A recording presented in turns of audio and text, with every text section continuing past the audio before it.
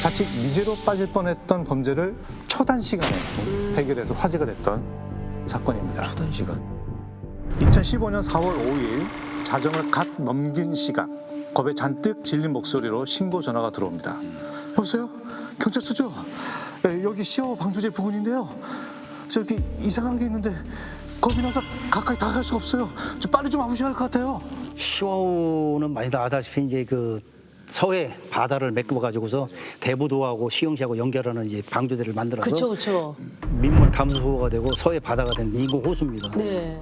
아마 그 아버지하고 뭐 두 분이 이제 돌개 잡으러 물 빠지는 시간에 잡으러 가셨다 뭐 이상을 보고서 신고를 하신 건데요. 신고자 말이 살구색 덩어리 같은 게 호수 바닥에 있는데 언뜻 보기에 뭐 돼지 뭐 저런가 싶었다고. 그때 시간이 밤 12시 5분쯤이었는데 어두워서 처음에는 뭔지 모르다가 점점 가까워지면서 순간 너무 놀라가지고 그 자리에서 기절할 뻔했다 하더라고요. 딱 보자마자 이거는 돼지가 아니다. 이제 사람 몸통이다 이런 생각을 했답니다. 근데 시신 상태를 보고 형사님들조차도 완전히 혀를 내둘렀다고 합니다.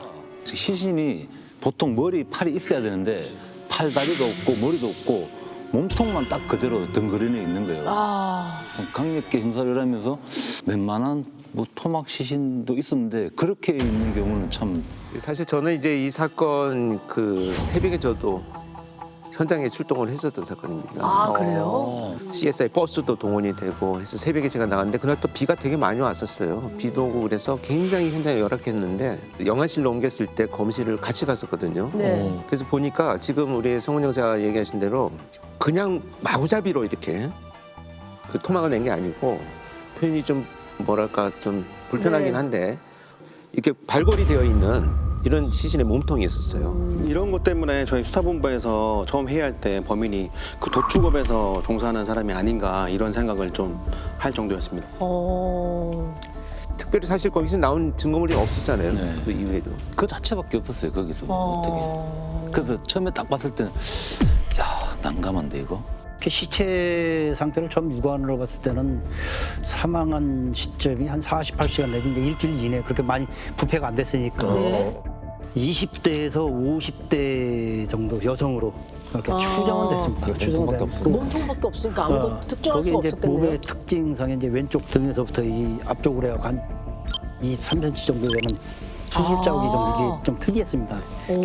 그리고 맹장 수술하는데 지금 자국들이 보였고 네. 그거 가지고서 뭐 이 사람이 신원이 누군지 그 밝히기는 좀 역부족이죠.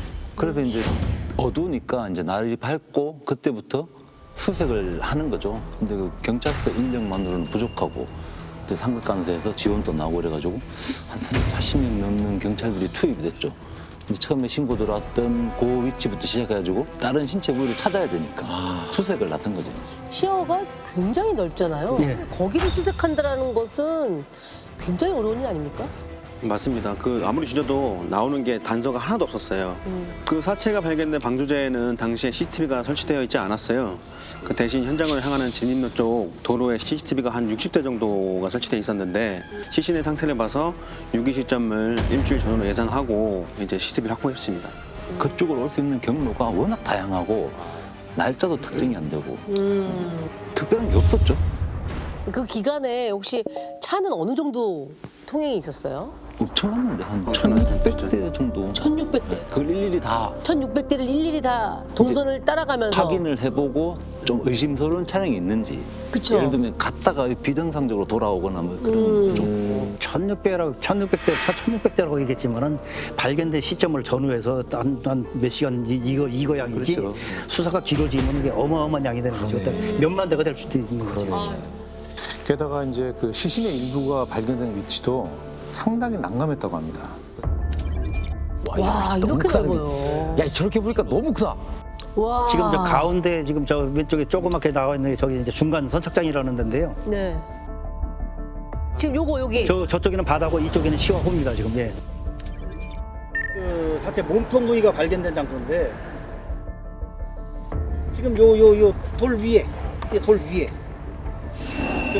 물하고 돌하고 경계인 요 돌 위에 이 몸통된 발견된 위치가 이제 대부도에서 시흥으로 들어오는 그 위치에서 발견이 된 거죠.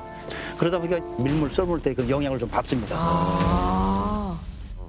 밀물과 썰물, 바닷물이 혼합되는 시점들이 다르잖아요. 네. 그러면 시신을 유기한 장소가 여긴지 다른 곳에서 지금 떠밀려 왔는지 온 건지. 이걸 판단하기가 정말 어려운 상황이었다는 거죠. 맞습니다. 거기 시아오가 시흥만 있는 게 아니고 시흥, 안산, 화성 여러 개의 지역이 경계 지역으로 돼 있거든요. 그래가지고 네네. 떠내려올 수도 있는 상황을 생각도 했어야 됐던 거죠. 그러면 수사 범위가 이렇게 시흥, 안산, 아까 화성까지 얘기하셨는데 거기까지 더 넓혀지는 거네요. 그렇죠. 네, 이때쯤 시아오에서 네. 토막 시신이 발견됐다는 사실이 언론에 이제 대대적으로 보도되면서 네. 온 국민의 관심이 이제 시아오로 쏠렸거든요. 경기도 시흥시 시화 방조제에서 여성 토막 시신이 발견됐습니다. 피부나 살점은 훼손되지 않았고 부패도 심하지 않았지만 옷을 입지 않았다고 경찰은 설명했습니다. 경찰은 이 여성이 살해된 것으로 보고 신원 파악에 주력하고 있지만 방조제엔 CCTV가 없어 수사에 어려움이 예상됩니다. 저 사건 이후로 CCTV가 많이 설치됐습니다. 그 몸통 시신이 발견되기 한 1년 전에도 그쪽 부근에서 네. 이 머리 없는 시신이 발견돼가지고 미제 사건으로 남아있었던 사건이 하나가 또 있었거든요. 하나가 있었군요. 이미. 그러다 보니까 이제 수사하는 형사들 입장에서는 이제 주의하는 주의부 입장에서는 엄청난 부담이죠, 이 사건 자체가. 위제되는 거 아니냐고. 아.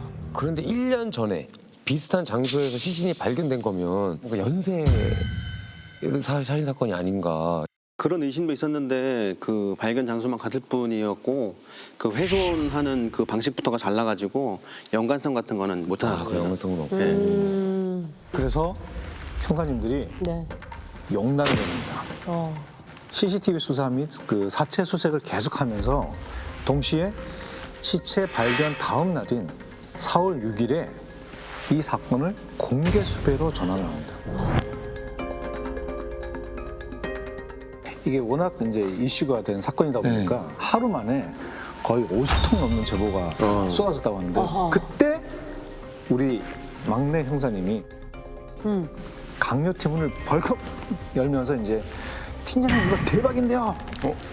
이러면서 들어오신 거예요. 공개 수배로 전환하고 나서 당직 근무 수고했는데 112 상황실에서 제보가 들어왔다면서 받아가라는 겁니다. 그래서 내가 올라가가지고 제보 내용을 봤더니 시아오에서 마네킹 머리 같은 거를 봤다 이런 내용이 딱 보였습니다. 그래가지고 확인해보기 위해서 연락을 했는데 제보자가 절대 안 만나겠다고 무섭다고. 시체인지 몰랐을 때는 그 돼지 뭐 몸통이라 했을 때는 별 생각했었는데 그게 이제 시체라고 생각하는 순간부터 무섭죠. 너무 무섭죠. 너무 무섭죠. 경찰관을 만나는 것도 무서워했어요. 아. 그 친구 사는 곳을 물어보니까 이제 우리 인접 지역인 통에 산다고 그러더라고요. 네. 그래서 안산경찰서 지구대가 있는데 네. 거기서 거기는 갈 수 있겠느냐? 그러니까 거기는 가겠다는 거예요. 아, 경찰서니까. 제복 입은 경찰관들이 있으니까. 아. 무서우니까.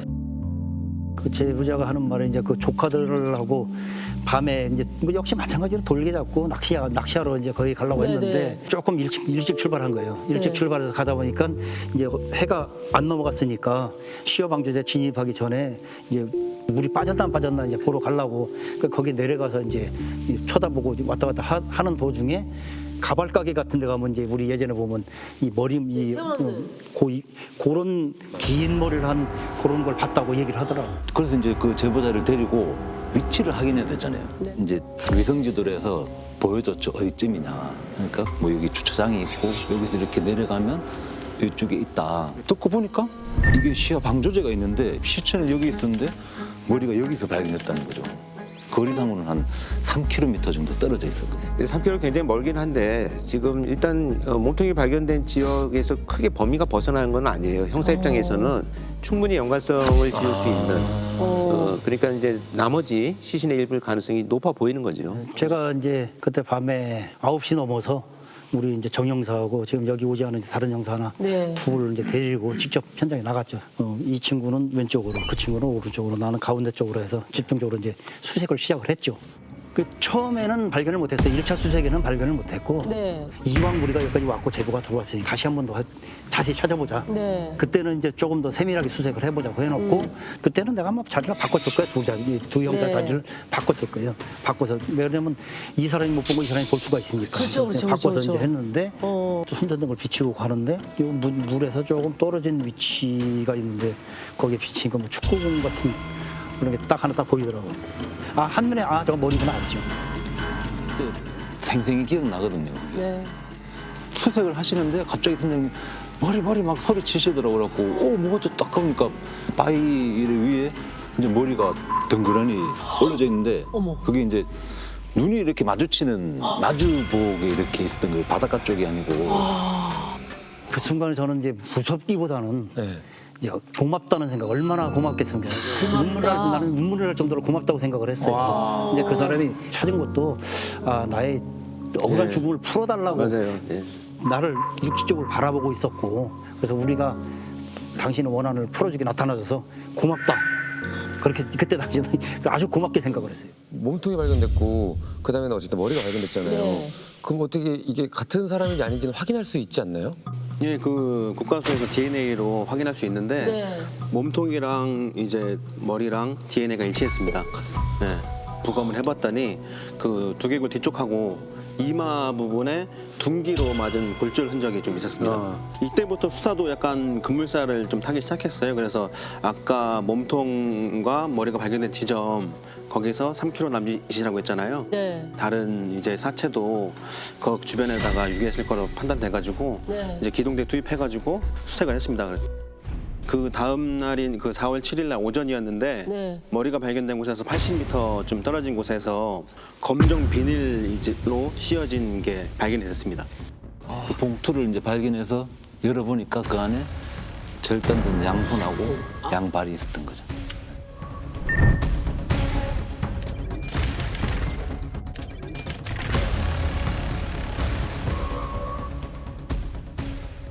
근데 보니까 다 찾은 게 아니에요. 그럼요. 몸통, 머리, 손, 발목만 있었던 거예요. 이게 없던 거예요. 팔다리가. 다리. 네. 근데 그래도 손이 나왔다는 건 아까 네, 교수님께서 지문이 중요하다고 하셨는데 손이 마침 그렇게 이렇게 부패가 덜 된 상태여가지고 그래서 곧바로 신원하기를 할 수 있었죠. 우리 시흥 관내에 살고 있는 41살, 당시에 41살이었습니까? 이모 씨라고. 아, 그러면 피해자분한테는 그럼 뭐 이렇게 가족은 없었나요? 그 남편이 있었습니다. 그러면은 남편분이 그 우리 와이프 안에 없어졌다고 실종 신고를 실종을 해야죠. 했겠네. 실종 신고를 했었어야죠. 했겠네. 근데 그런 게 전혀 없었어요. 그 피해자 이름으로 실종 신고나 미가자된 신고 이력을 좀 찾아봤는데 그런 내용이 전혀 없었습니다. 그래서 이제 형사님들이 남편의 행적을 쫓기 시작합니다.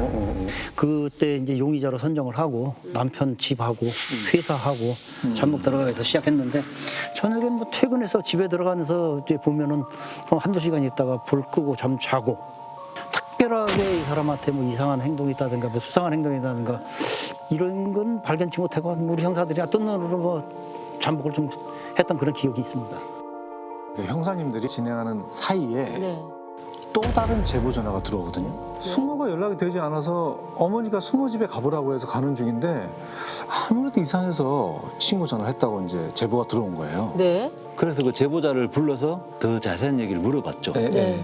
어머니가 평소 숙모랑 하루 한 통 이상 전화할 정도로 친하게 지내는 사이인데 일주일 전부터 연락이 안 됐다는 거예요. 그 조카가 삼촌한테 물어보니까 친구들하고 놀러 간 것 같다? 그런 식으로 얘기를 했다는 거예요. 간 것 같다. 그럴 것 같다.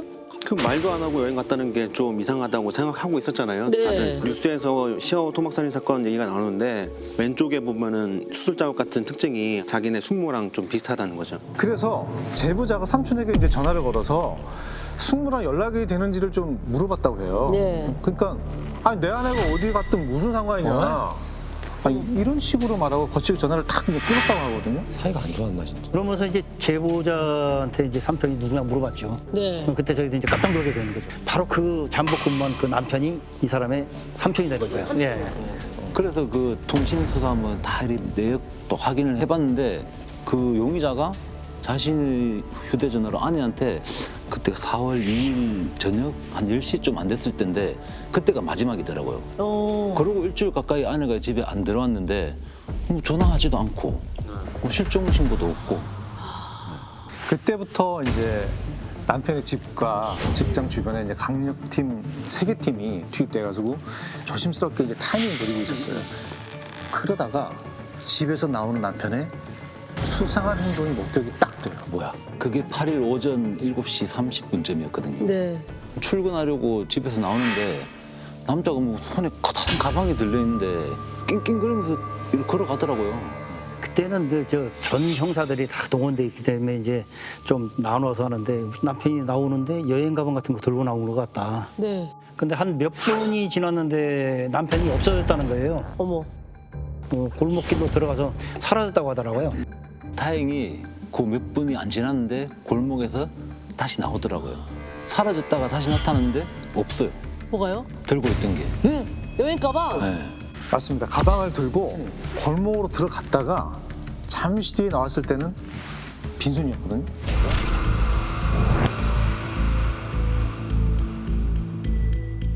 큰 쇼핑백 이상의 큰 가방이네요. 이게 네모난 거. 네모난. 제가 나오는 장면입니다, 이게. 버리고 나오는 장면입니다. 그 핑크색 비슷한 가방이 없네요. 예. 이제 그래서 추적조는 그대로 남편을 따라가고 나머지 잠복하던 형사들은 남편이 사라졌던 그 골목으로 다시 들어가서 가방을 찾기 시작했죠. 저희가 골목을 뒤지는데 네. 그 한 빌라 건물 앞에 가니까 악취 냄새가 났어요. 이 형사들이라면 모를 수가 없는 냄새인데 이제 그게 바로 시체가 썩는 냄새였습니다. 1층부터 이제 형사들이 그 건물을 하나하나 다 열어보고 이제 현관금 다 열어보는데 어느 건물에서 이제 1층부터 냄새가 좀 진동하기 시작하고 네. 2층으로 올라가고 계단을 올라갈수록 이제 악취가 굉장히 심하죠. 그 따라 올라가니까 이제 옥상 입구에 가방이 딱 있더라고요. 하나, 둘, 셋, 넷, 다섯, 여섯, 일곱, 여덟 개가 나머지 다 들어있던 거죠. 아까 그 가방. 저기 그 발견 당시 사진인가 봐요. 아까 그 숙모 찾던 조카 생각나시죠? 네. 나중에 해보니까 그 조카가 저기 살고 있어요. 어쨌든 저렇게 유기를 하고 그럼 다시 집으로 돌아간 건가요? 집으로 돌아갔다가 다시 자전거를 타고 나왔어요. 그래서 한 사람은 자전거를 타고 가고 나머지는 그 차량을 타서 미행을 붙었는데 결국에는 이제 회사로 가는 길이었습니다. 그때 이제 시체들은 가방 찾았다. 그래서 이제 저희들이 이제 공장 주변에 드론 검거하려고 대기하고 있다가 시체 유기 혐의로 긴급 체포한 거죠. 일단은 예. 왜요? 뭐 이런 식으로. 어머. 모르겠는데요. 어머. 무슨 일 있어요? 그런 식으로 발뺌을 했죠. 그럼 자기 부인이 집 나가서 안 들어오겠다 뭐 어디 갔는지 난 모르겠다 뭐 그런 식으로만. 경찰서로 데려오면서 제가 이제 차 안에서 차분하게 좀 얘기를 했어요. 너 아침에 네가 들고 난 가방 유기한 거 그것도 좀 찾았고 네가 좀 확인됐으니까 지금부터는 편안하게 좀 얘기 좀 하자. 네. 이제 그때 그러니까 조금 생각을 하더니 그때부터 인정하기 시작하더라고요. 네, 시화 방조제 토막살인 사건을 수사 중인 경찰이 42살 한모 씨를 살해 유기한 혐의로 피의자 47살 김하일을 긴급 체포했습니다. 긴급 체포된 범인의 얼굴이고요. 네. 낯이 좀 익지 않으세요? 아니 이 검거 장면이 너무나 화제였어요. 맞아. 그래서 왜 김하일 사건이라고 우리가 김하일. 한때 김하일 사건 그래서 막 뉴스 키워드에 엄청 올라왔었던 그 사건인데 기억나요. 김하일이라는 그게 기억나요. 언제 그러셨던 거예요? 사건 신고가 접수된 게 4월 5일이라고 했거든요. 아내분한테 마지막으로 전화한 거는 4월 2일. 그럼 죽이고 나서 4월 1일 날 전화를 한 거예요? 그렇죠. 죽여놓고 일부러 전화를 한 거예요. 알리바이 만들려고 준비를 한 거죠. 계획적이었습니까, 살인이? 우발적으로 하신 거예요? 네. 싸우다가요? 한 말씀만 해주시죠. 머리가 욱하는 느낌이 있어. 마지막으로 한 말씀만 좀 해주시고 들어가시죠. 한 말씀만 부탁드리겠습니다. 뒷사람한테 죽을 죄 졌습니다.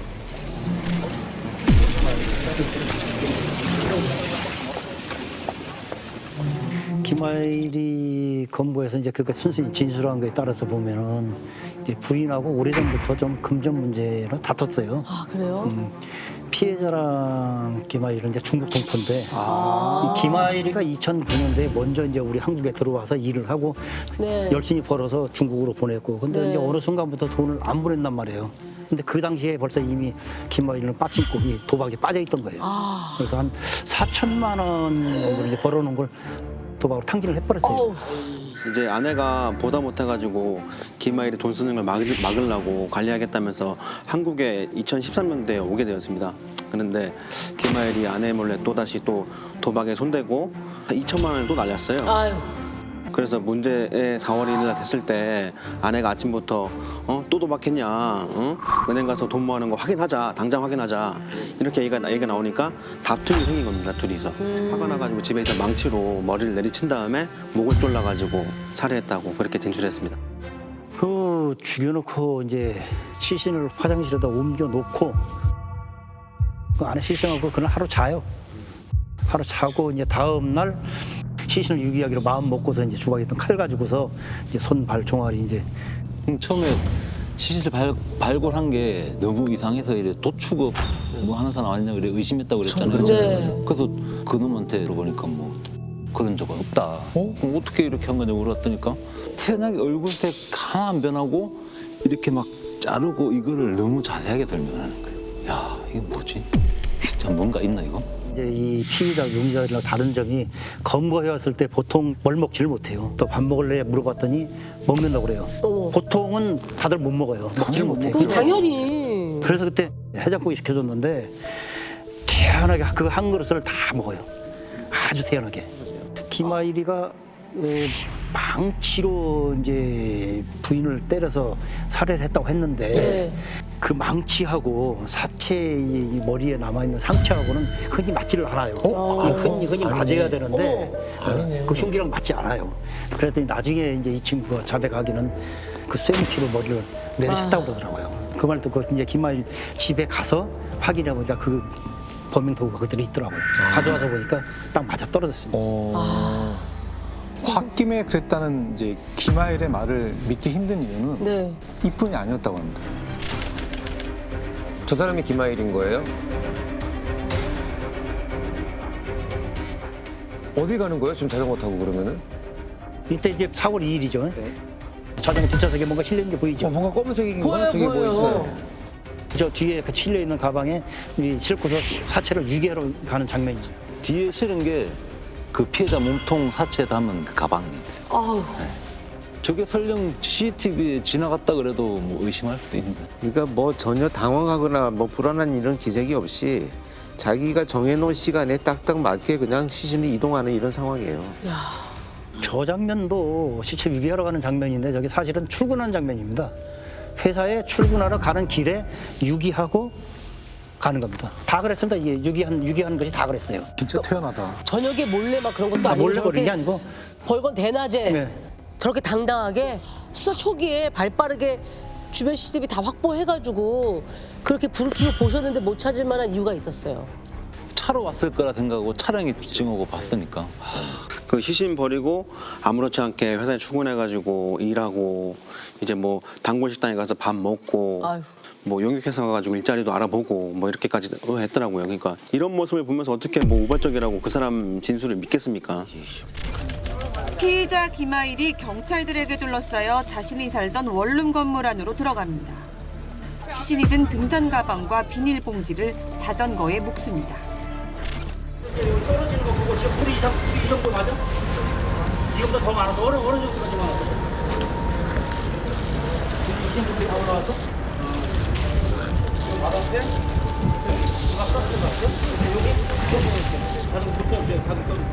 뭐 시신을 여러 번에 걸쳐 나눠서 뭐 유기한 것도 뭐 무거워서 그랬다고 그러더라고요. 범행 재현한 심정이 좀 어떠세요? 돌아간 와이프한테 미안하고 가족들한테 미안하고 여러분들한테 미안합니다. 더 이상 할 말이 없습니다. 처음에 우발적이라서 왜 자수할 생각을 안 하셨어요? 자수하려도 자살하려고 생각했기 때문에 자살 실패했습니다. 김하일은 법정에 가서도 끝까지 우발적으로 그랬다고 주장했습니다. 그때 당시에 뭐 야근으로 이틀 동안이나 잠을 못 자가지고 제정신이 아니었다 이러면서 심신미약까지 주장했다고 합니다. 그 형사님들의 집요함 덕분에 김하일의 주장은 절대 이제 인정되지 않았고요. 네. 아내 살인 및 사체 손괴, 시신 유기 혐의로 징역 30년을 선고받았고요. 지금도 교도소에 구역 중에 있습니다.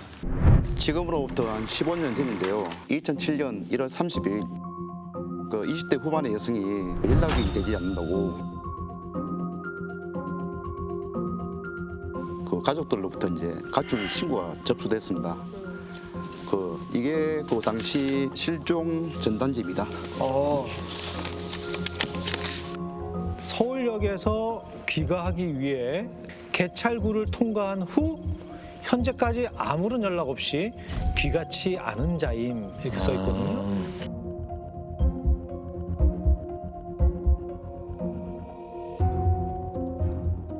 마지막 목격자인 남자친구의 말에 따르면 1월 28일 저녁 7시경 네네. 서울역에 여자친구를 배웅을 해줬고 서울역에서. 그리고 개찰구 안에 들어가는 것까지 확인을 했다.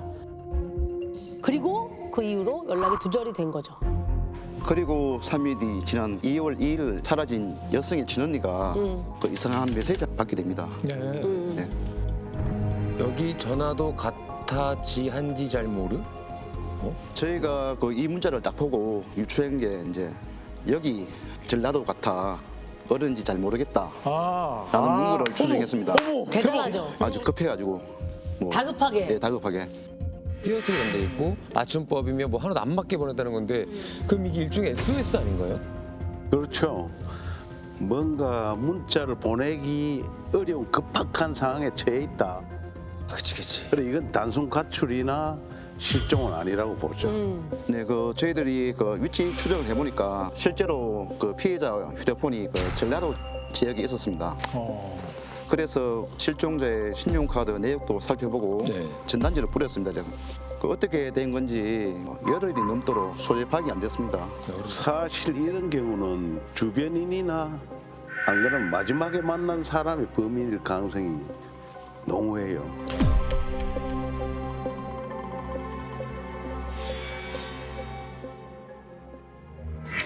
저희도 이 여성분의 그 마지막 본 사람 남자친구부터 용의선상에 올려두고 수사를 진행했습니다. 그 수사를 해보니까 그 결혼을 앞두고 그 두 사람 사이에 갈등이 엄청 많았습니다. 그 여자분이 그 피부병이 좀 있었는데 남자는 이게 외적으로 마음이 안 들어서 뭐 결혼도 피하고 둘이 많이 싸웠답니다. 이 남자친구는 직업 군인이었습니다. 직업이 군인인 육군 중사였는데요. 김중사라고 그럼 편하게 부르겠습니다.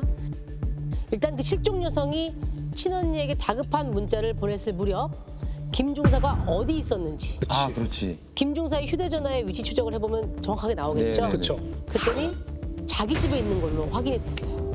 네, 그 알리바이도 확실하고 그 진술도 계속 일관적이었습니다. 그 사건 이후에도 군부대 훈련에도 참여하고 처음엔 이 남자가 아닌가. 그런데 그 서울역에서 헤어졌던 날 그날 오전에 그 이상한 흔적이 그 포착됐습니다. 자신의 근무지인 그 일산 인근에서 그 물건들을 그 구입한 장면이 나왔어요. 믹서기, 자동차 세정제, 그 화장실에서는 솔, 톱 이런 걸 좀 구입했습니다. 김중사를 이제 추궁해 보니까 그 차 세정제는 자기가 그 차 세차하기 위해서 구입했고. 믹서기는 그 집에서 사용하려고 했고 톱은 이제 부대에 뭐 나무 베려고 목적으로 사용했다. 이거 정말 예사롭지 않습니다. 이게 사실은 이제 전혀 다른 용도의 물건들인데 하나로 합쳐지면 형사들은 촉이 와요.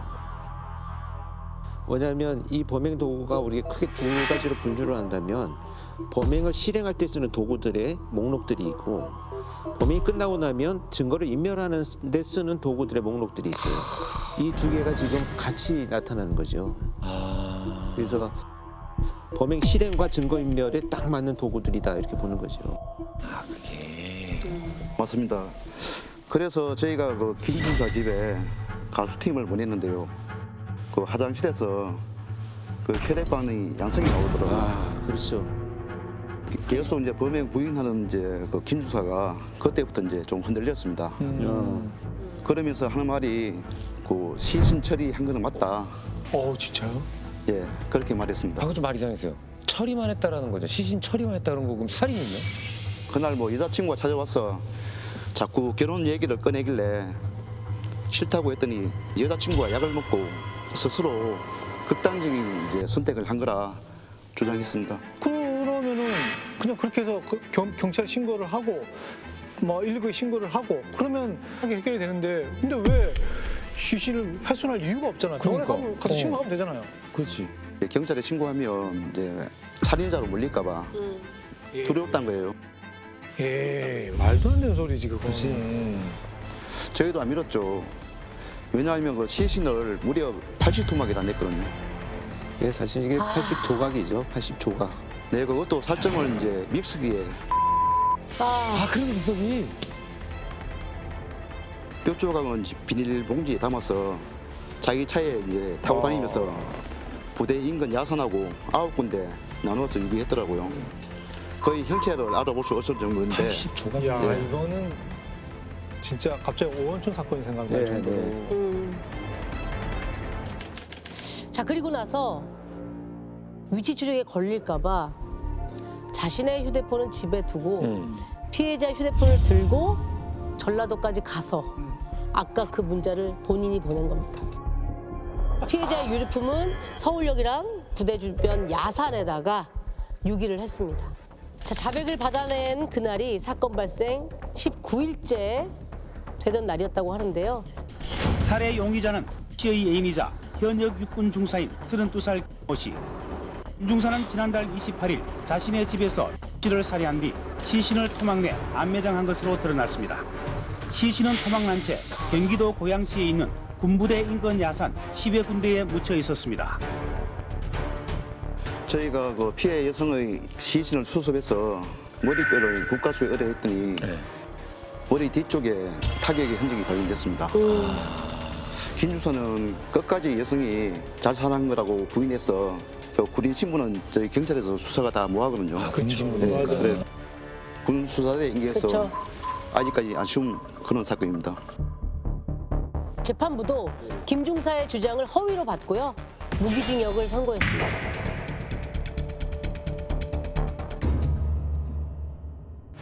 오늘 사건은요. 용감한 형사들 최초로 법정에서부터 이야기를 한번 시작해 보도록 하겠습니다. 특이하다. 그럼 뭐지? 때는 2020년 12월이고요. 수원지방법원에서 한 살인사건의 4차 공판이 진행되던 중에 갑자기 법정의 분위기가 술렁거리기 시작합니다. 피고인 A씨가 증거물로 제출한 이것 때문인데요. 이거 쪽지네요?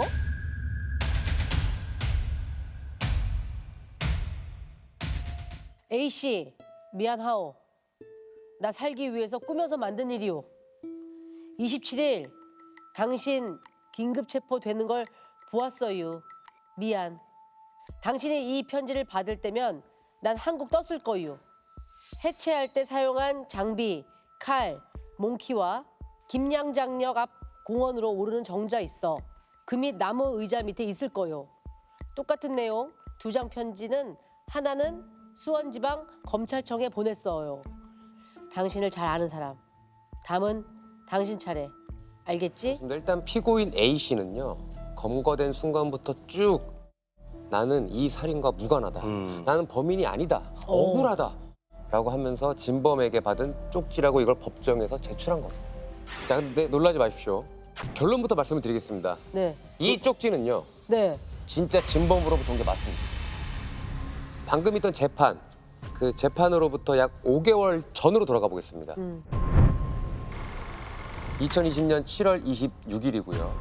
용인 동부경찰서에 실종 신고가 접수됩니다.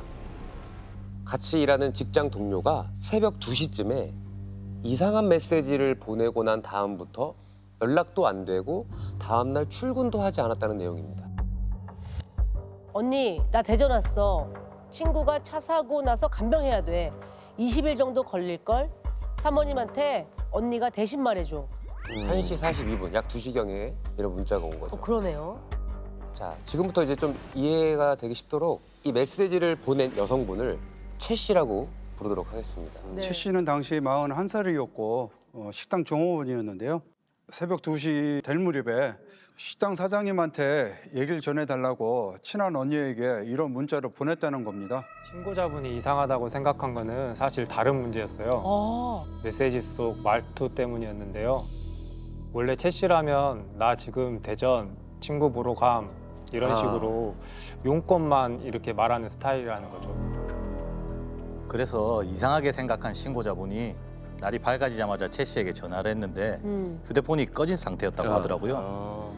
지인들한테 수소문해서 대전에 사는 친구에게 연락해봤는데 그 화들짝 놀라면서 교통사고 난 적도 없고 최근에는 최 씨랑 연락한 적도 없다고 하더라고요. 이러면 또 심각한 상황이 벌어지겠는데.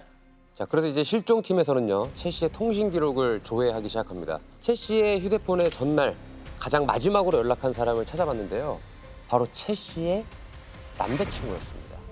일단은 실종팀에서 남자친구를 찾아갔는데 너무 아무렇지도 않은 표정으로 왜 경찰이 자신을 찾아왔는지 영문조차 모르고 있었다고 합니다. 지금 최 씨가 실종 신고가 들어왔는데 네.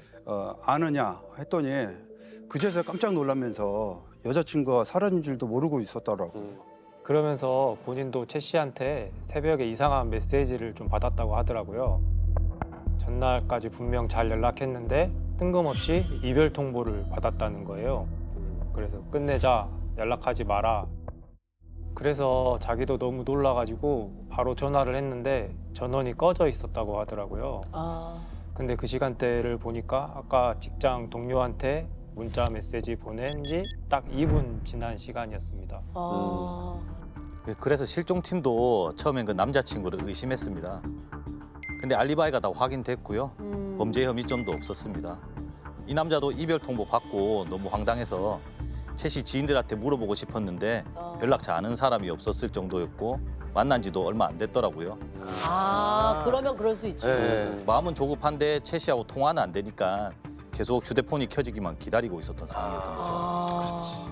그래서 이제 형사님들은 실종 신고 전날 최 씨가 이제 퇴근 이후에 어디로 이동을 했는지 CCTV를 이제 쫓기 시작합니다. 최 씨 집이랑 약 1km 정도 떨어진 곳에서 최 씨의 마지막 모습을 이제 포착할 수 있었는데요.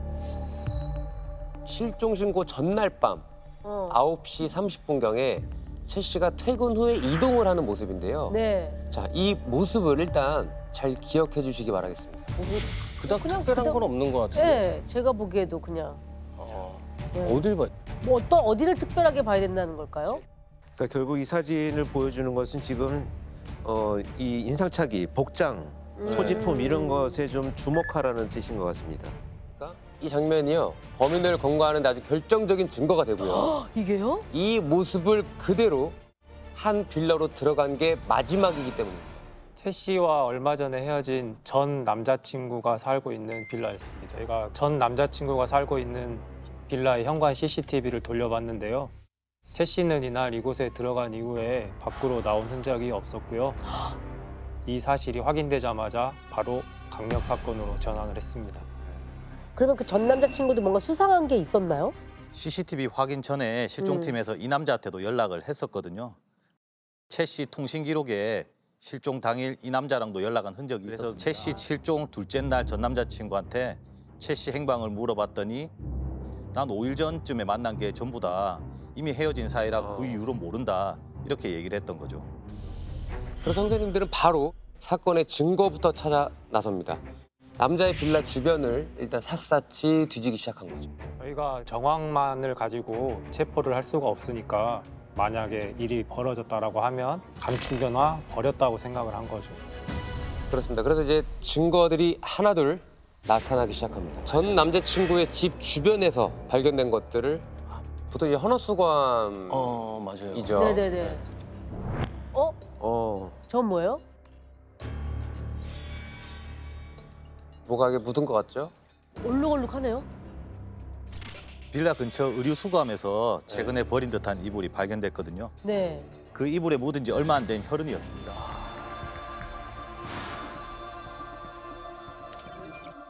유산균 소취제? 유산균 소취가 뭐예요? 저게 탈취제예요. 네. 저희가 화장실이나 배수구 같이 이렇게 악취가 나는 곳을 청소할 때 쓰는 도구입니다. 그런데 이제 얼마 후에 인근 쓰레기장에서 아주 결정적인 물건이 이제 발견됩니다. 자, 기억나십니까? 어머! 제가 이제 저기 양말을 신어서 통굽 있는 구두처럼 보였는데 샌들이잖아요. 봐봐요. 저 실종자분이 신고 있는 신발 만든 거잖아요. 네, 맞습니다. 발견된 신발을 그 실종자 신고분에게 사진을 보여줬더니 산지 얼마 되지 않아서 최 씨가 자랑했다. 그래서 기억을 하고 있더라고요. 그래서 형사님들이 긴급 체포를 이제 결정합니다. 긴급 체포. 이 정도 되면 긴급 체포해야죠. 일단 동태 파악하려고 제가 제일 먼저 남자 집에 갔었거든요. 경찰이라고 하니까 문을 열더라고요. 저희는 문을 열자마자 방안을 스캔을 했는데 최 씨는 보이지 않았습니다. 그래서 형사님들은 야 이거 좀 잘못 짚었나? 그러실 수도 있겠다. 했던 그때 남자의 집으로 들어가자마자 형사님들은 여기가 범행 현장이구나라고 직감했다고 합니다. 방바닥에 발이 딱 닿는데 눅눅한 느낌이 있었고요. 양말이 바닥에 좀 쩍쩍 달라붙는 느낌이 들더라고요. 바닥을 닦았구나. 치운 지 얼마 되지 않았구나. 이런 거를 느꼈던 거죠. 그리고 얼핏 보기 집을 진짜 깨끗하게 치운 느낌이었는데 자세히 저희가 좀 살펴보니까 화장실 문지방이나 문틀 같은데 그 미세한 혈흔 자국 같은 게 조금씩 남아있더라고요. 결정적으로 그 집 내부에 각종 연장들이 가득했었습니다. 물어보니까 본인이 조경업을 하고 있기 때문에 작업할 때 쓰는 장비라고 얘기하더라고요. 그런데 최 씨는 빌라에 나온 흔적이 없고 이 연장들을 보면서 가슴이 선택하게 연장들. 그러면은 아니면 좋겠는데. 일단은 그럼 체포는 하셨을 거 아니에요? 네, 체포는 했는데 체포할 당시 당한 기색은 전혀 없었고 오히려 되게 차분했습니다. 이미 헤어진 사이라고 얘기하지 않았냐. 난 다 얘기했는데 왜 체포하느냐 그런 반응이었어요. 오히려 자기는 억울하다고 네. 자기 휴대폰을 보여주더라고요. 이미 헤어진 사이라서 자긴 연락처도 없다면서 당당한 모습을 보이더라고요. 그 휴대폰을 보니까 연락처, 통화 내역, 메신저 대화 내용 등 싹 다 지웠더라고요. 자, 일단 형사님들은 이 의문투성인 최 씨의 전 남자친구를 일단 체포해 와서요 조사하기 시작합니다. 네. 근데 이때 서해 와서 최 씨 전 남자친구가 한 행동도 좀 황당했다고 해요. 어린 사람한테는 조사를 못 받겠다. 그래서 이제 그 남자보다 유일하게 연장자였던 한상현 형사님이 홀로 조사를 시작했는데요. 또 난관에 봉착했다고 해요. 최 씨의 빌라 가는 장면도 보여주고 보여주면 또 만난 사실이 없다. 어떻게 된 거냐 물어보면 모른다. 전혀 모르는 사람이다. CCTV의 장면도 보여주면은 이 사람이 최 씨 아니다. 그런 식으로 나오는 거예요. 네, 그러다가 나중에 또 말을 바꿔서 우리 집 말고 또 다른 집에 갈 수도 있는 거 아니냐. 그 빌라 옆집에 아는 사람이 있을 수도 있는데 그렇긴 그럴 수 있죠. 뭐 사람이 모르니까 희박하지만. 근데 그거는 뭐 조사하셨겠죠, 바로. 네, 저희들이 일일이 다 확인했는데 아는 사람은 전혀 없었어요. 그렇죠. 그러니까. 있을 리가 없죠. 그러니까. 네, 이제 범인이 딱 한 가지만 정확하게 말하는 부분이 하나 있었습니다. 최 씨가 실종되는 날 네. 자신의 행적에 대해서는 정확하게 얘기를 하고 있었습니다. 알리바이를 증명해야 되니까. 그날 친구들하고 같이 술 한잔 했는데 자기는 1차만 먹고 집에 왔다. 식당에서 몇 시 몇 분에 나왔다. 급여까지 정확하게 기억을 하고 있었고 최 씨에 관련된 얘기만 하면은 모른다. 친구들하고 술자리 하는 건 맞아요? 예, 그건 저희들이 다 확인이 됐습니다. 이렇게 황당한 진술이 오고 가는 사이에 형사님들은 또 이 남자의 수상한 행적을 찾아냅니다. 네, 최 씨가 빌라로 들어간 이후 상황을 그 빌라 현관 CCTV로 살펴봤는데요. 최 씨가 들어간 지 약 6시간 후에 새벽 4시경에 이 남자가 빌라를 들어갔다 나왔다 이렇게 하기 시작하는 거예요. 그리고 자꾸 손에 뭔가 들고 나갔다가 빈손으로 들어오고 또 아. 가방을 들고 나갔다가 빈손으로 오고 하는 거예요. 그렇게 날이 밝고 다음 날 저녁 9시까지 총 7번을 왔다 갔다 했습니다. 동선을 따라가 보니까 주로 집 근처에 있는 하천 쪽으로 이렇게 걸어서 다니더라고요. 그래서 하천 산책로 어딘가로 들어갔다가 나올 때 또 빈손으로 나오고. 그래서 그쪽에 사체를 버린 듯 했어요. 그런데 이제 하천 쪽은 약간 CCTV가 띄엄띄엄 설치가 돼 있어가지고 정확한 위치를 확인하는 데까지는 좀 많이 힘들었습니다. 그리고 한 7번 왔다 갔다 한 것 중에 아까 발견한 피 묻은 이불, 네. 그다음에 피해자 신발을 갖고 나간 것도 확인했고요. 쓰레기장에서 유기한 장면이 방범용 CCTV도 확보했습니다.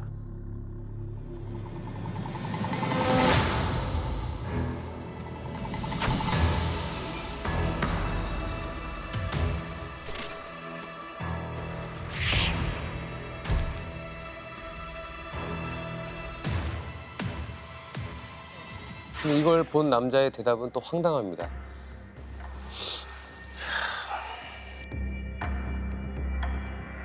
어딜 그렇게 갔다 온 거야? 별거 아니에요. 뭐 버릴 게 좀 있었어요. 그 하천에다 버리고 왔어요. 뭘 버렸는데? 과일이에요, 과일. 과일? 아깝게 과일을 왜 버려? 그게 다 썩었더라고요. 예. 못 먹는 과일이라 다 버리고 왔어요. 이 남자가 실종 여성의 가방을 메고 집을 나가는 장면이 포착됐는데 가방이 동그랗고 불룩했어요. 그래서 가방에 든 게 뭐냐고 물어봤더니 수박이 썩어서 버렸다. 그렇게 얘기하더라고요.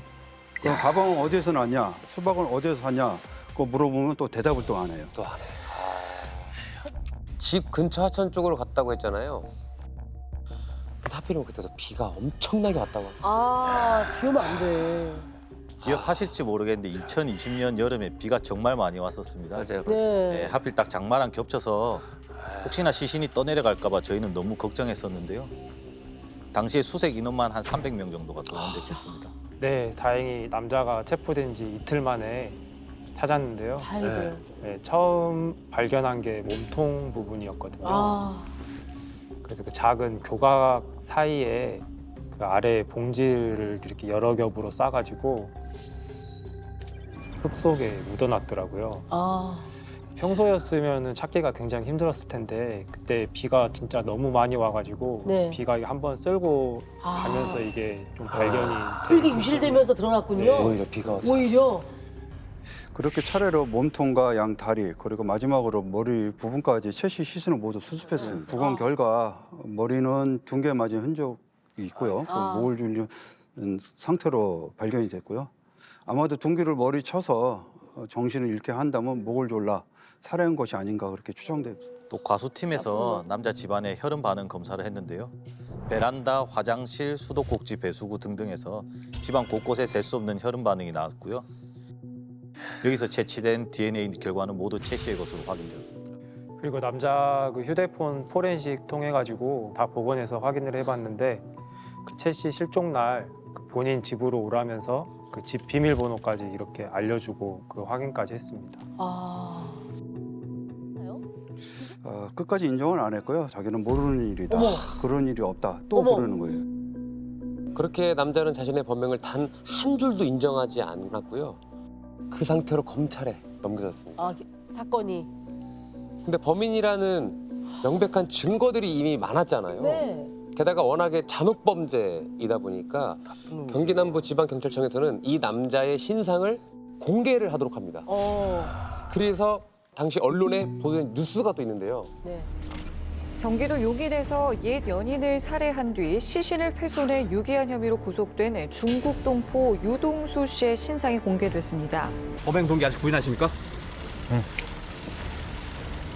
경찰은 증거를 확보했다고 하는데 이런 증거들이 명확하지 않다고 보시는 겁니까? 예, 명확하지 않습니다. 어떤 점에서 명확하지 않다고 보세요? 나중에 이게 검찰에 가서 이야기하겠습니다. 피해자 가족들에게 하실 말씀 없으십니까? 그렇습니다. 신상 공개 부당하지 않다고 생각하십니까? 네, 됐습니다. 가겠습니다. 어떤 점에서 증거가 정확치 않다고 생각하는지 한번 말씀 부탁드릴게요. 네, 지금 시간이 없습니다. 나중에 얘기 드릴게요. 범행 동기는 밝혀졌나요? 최 씨하고 주고받던 메시지를 보면 최 씨와 오랜 기간 연애를 했었어요. 네. 그래서 유동수는 당시 중국에 가정이 있는 유부남이었거든요. 그러니까 최 씨가 이제 헤어지자 새 출발하도록 도와달라라고 했는데 그 이별을 받아들이지 못한 거죠. 그래서 결국 집으로 유인을 해서 이런 결심을 한 걸로 보였습니다.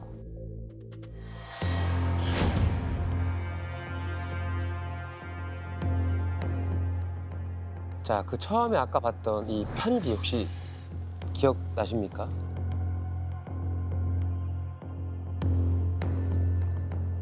이게 누가 보낸 거라 그랬죠? 진범이 보냈다고 그랬잖아요. 아이 진짜. 에이, 그럼 이거 아 뭐야? 맞습니다. 자기가 쓴 거예요.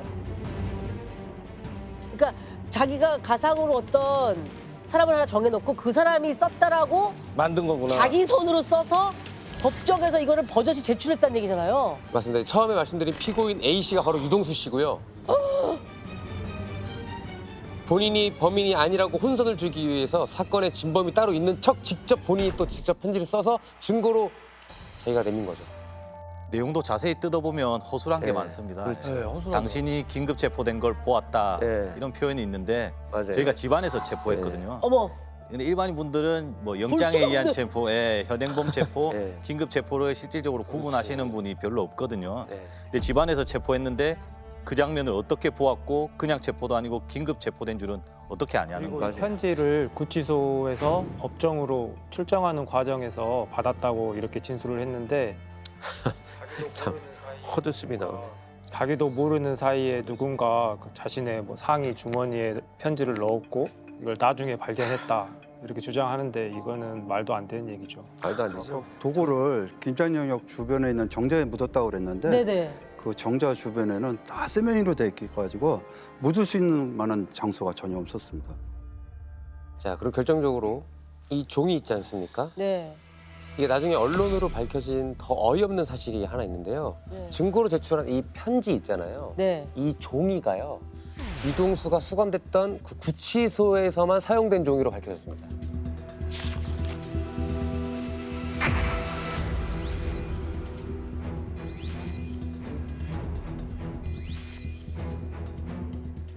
유동수는요, 원심에서는 징역 35년형을 받았는데요. 네. 이때 형이 부당하다고 하면서 항소를 했고요. 항소를 한 거죠. 증거물로 이 편지를 제출한 거거든요. 네.